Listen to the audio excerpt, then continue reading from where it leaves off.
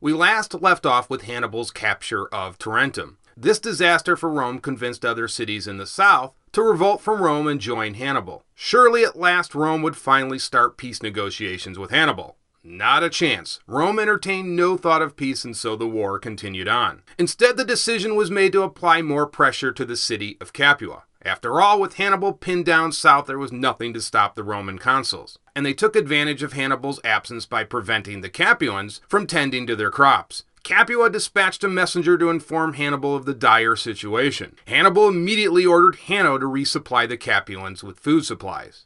Soon the Roman consul Fulvius received word that the Carthaginians were providing armed escort to the Capuans. Campania had been assigned to Fulvius, so it was his job to interrupt Hanno. Fulvius ordered his army to ready their standards. He reached Hanno's camp just before dawn. Hanno, however, at the moment was away from his camp, conducting foraging operations. Despite this, a massive fight broke out with neither side giving an inch of ground. At one point, the Roman consuls sounded a retreat, but the rank-and-file Roman soldiers viewed that as an act of cowardice and continued fighting on. A prefect even grabbed the Roman standard and tossed it into the Carthaginian camp. The worst thing that could happen to any Roman army was to have its standard captured, and so this had the effect of re-energizing the Romans, who fought ferociously to get the standard back. The Romans broke into the camp just before nightfall and took back possession of the standard. Livy relates that 10,000 of the enemy were killed with another 7,000 taken prisoner. Hanno, who as I mentioned before was out with a foraging party, decided to retreat back south after he was informed his camp had been captured by the Romans. News of Hanno's disaster caused a panic in Capua. They were certain the Roman consuls would immediately lay siege to Capua. They sent word to Hannibal once again requesting that he march his army into Campania. According to Livy, Hannibal thought Capua was the key to the entire war. He even was said to have compared Capua's greatness to that of Carthage. But Hannibal had a big problem here.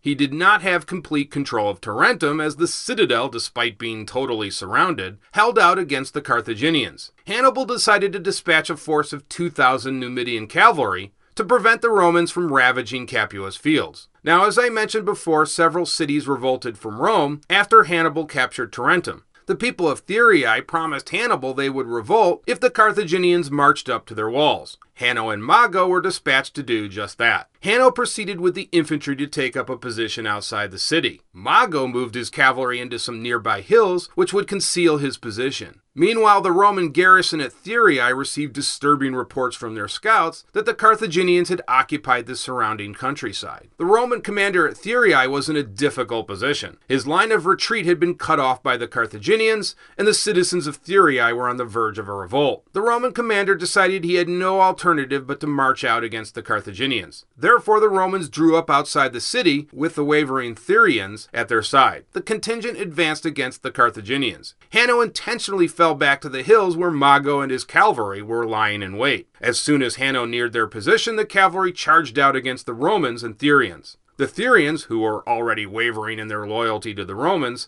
immediately fled the battlefield. The Romans, however, remained and held their own despite being attacked by both the Carthaginian cavalry and infantry. Finally, though, even the Romans were forced to retreat back to the city. The citizens of Thurii allowed their army inside the gate, but immediately closed the gate to the Romans, except for the Roman commander and a few of his aides. Inside the city, a heated debate broke out about what to do next. In the end, the citizens of Thurii decided to be on the, quote, winning side. The leaders of the city decided not to harm the Roman commander and placed him aboard a vessel. The Roman commander in the past had dealt with the city fairly, and the citizens of Thurii decided to spare his life. After the commander was allowed safe passage, the city was finally handed over to the Carthaginians. Thus, the Carthaginians enjoyed great success in the south, taking Tarentum, Metapontum, Heraclea, and now Thurii. Back in Campania, both Roman consuls were determined to keep the pressure on Capua. The consuls devised a two-pronged strategy. First, they would destroy the Capuan harvest. Second, they would lay siege to Capua itself. However, the consuls were concerned they needed more Roman soldiers to complete this enormous task, especially if Hannibal made a sudden appearance. They ordered Gracchus, who was camped in Lucania, to bring forth his cavalry and light infantry. The main legion would remain in Lucania. Before Gracchus departed, he received a bad omen when his sacrifice was interrupted by two snakes. The seers warned Gracchus of the bad omen.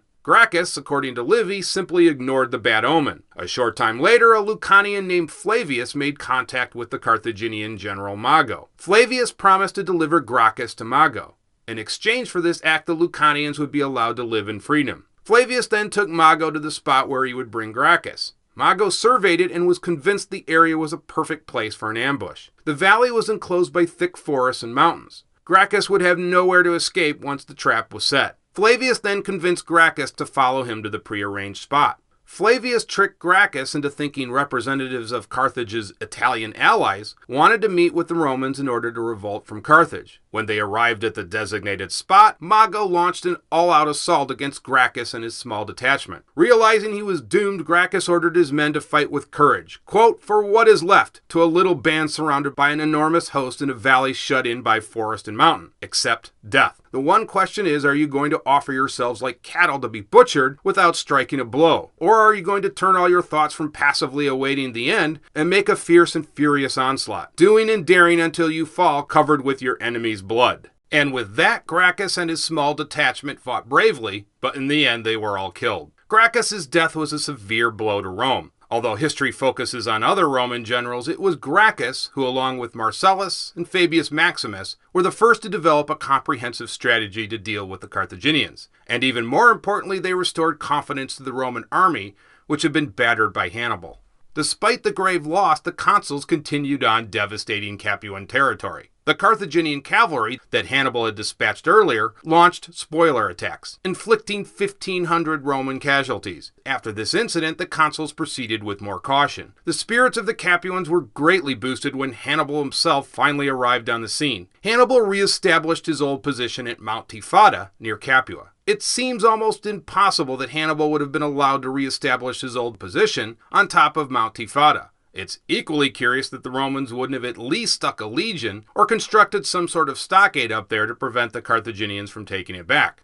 In any event, 3 days later, Hannibal decided to force the issue and offered battle to both Roman consuls. The Romans accepted, and the battle took place halfway between Capua and Casilinum. The battle was hard fought, but the Roman formations began to wear down mainly due to the tenacity of Hannibal's always dangerous cavalry. The Capuan cavalry also began to wear into the Roman formations, inflicting heavy casualties. Soon both sides took notice of a large body of cavalry that appeared in the south. Neither side could ascertain which side the cavalry was on, so both armies retired to their respective camps. And with that, Hannibal succeeded in raising the Roman siege of Capua, and in the process inflicted heavy casualties on the Romans. The mysterious body of cavalry, by the way, turned out to be Gracchus's cavalry, which had been requested days earlier by the Roman consuls. The Roman consuls wanted to lure Hannibal away from Capua so they could resume their siege. They decided to break camp during the middle of the night and head in two separate directions. Fulvius would depart for Cumae, and Claudius would head south into Lucania. Hannibal decided to give chase to Appius, for he could not allow Appius to threaten all of his recent gains in the south, especially Tarentum. Appius, however, simply circled back to Capua, leaving Hannibal in his wake.